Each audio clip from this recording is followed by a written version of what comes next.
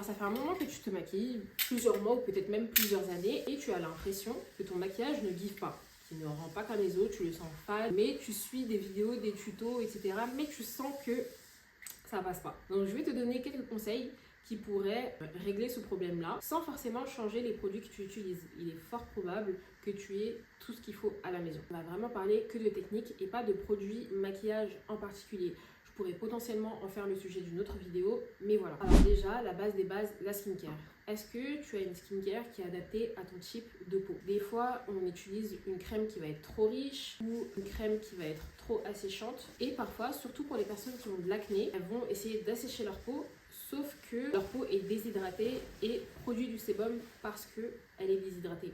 Donc voilà, tout ça c'est des choses à prendre en compte. N'hésitez pas à vous renseigner sur la skincare. Ça peut faire bouger tout votre maquillage. Imaginons qu'en dessous vous avez un excès de sébum par exemple. Tout le maquillage va briller, va avoir tendance à bouger et ne va pas tenir sur le long terme.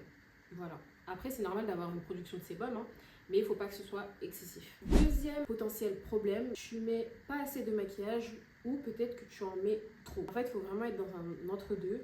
Et quand je dis trop, je ne vais pas dans tout ce qui est maquillage de scène, drag queen, etc. Ça, c'est autre chose. Mais dans la vie de tous les jours, en général, on peut avoir peur de mettre pas assez de maquillage, ce qui fait qu'il y a des zones maquillées et des zones non maquillées. Et là, en fait, ça peut donner un effet un peu patchy, un peu cakey, tout comme lorsqu'en fait, on met trop de maquillage. Ça ne donne pas le même effet. Ça donne cet esprit-là où il y a des zones où il n'y a rien et des zones où c'est maquillé. Et c'est un peu bizarre et ça rend le maquillage louche. Dans le cas où, par exemple, vous voulez faire un make-up léger et que vous ne voulez pas ajouter plus de matière, faites un make-up no make-up. Vous ne pouvez pas mettre une quantité suffisante d'anti-cerne et puis sur le front, ici, il n'y a rien. Faites du make-up no make-up, venez en légèreté, camouflez un peu les cernes, venez avec du blush pour mettre un peu de la couleur, mais quelque chose qui soit fin et en fait, le but du make-up no make-up, c'est qu'on ne puisse pas voir qu'il y a du maquillage.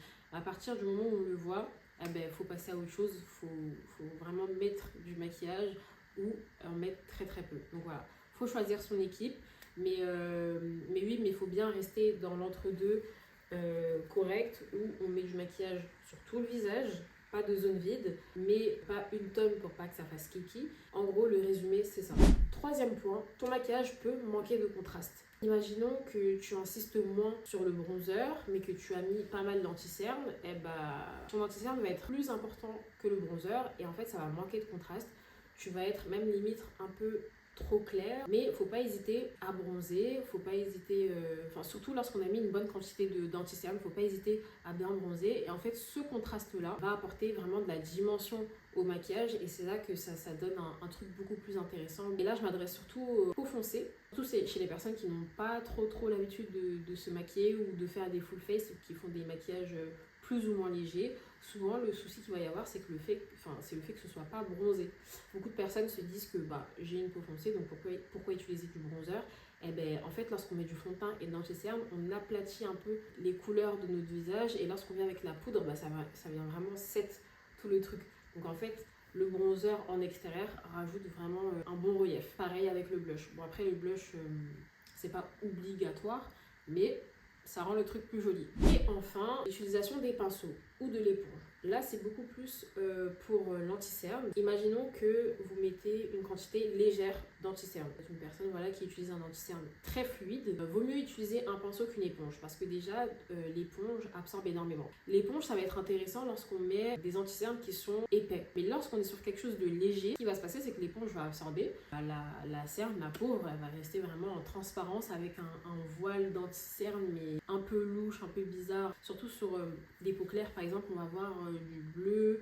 Étant donné qu'il y a un voile d'anti-cerne, ça peut devenir un peu gris. Donc voilà, n'hésitez pas, par exemple, à prendre un pinceau, donc un peu fluffy, biseauté, histoire de tapoter et de bien garder l'intensité de l'anti-cerne. Même, je dirais, le peu d'intensité de l'anti-cerne, étant donné qu'il est déjà fluide. Donc voilà. Aussi, le lavage de pinceau. Moi, étant donné que c'est mes pinceaux pro, je les lave après chaque utilisation. Mais essayez d'abord de les laver une fois par mois. Et si vous pouvez le faire une fois par semaine ou une fois toutes les 2 semaines, c'est vraiment top. Des pinceaux propres permettent de mieux travailler, il y a moins de produits stockés à l'intérieur. Je pense que c'est tout pour cette vidéo. Si vous avez d'autres questions aussi, j'ai oublié quelques trucs. S'il y a d'autres collègues qui ont des conseils, n'hésitez pas à écrire sous cette vidéo. N'hésitez pas à m'écrire aussi sur Instagram ou TikTok. Et puis moi je vous dis à la prochaine.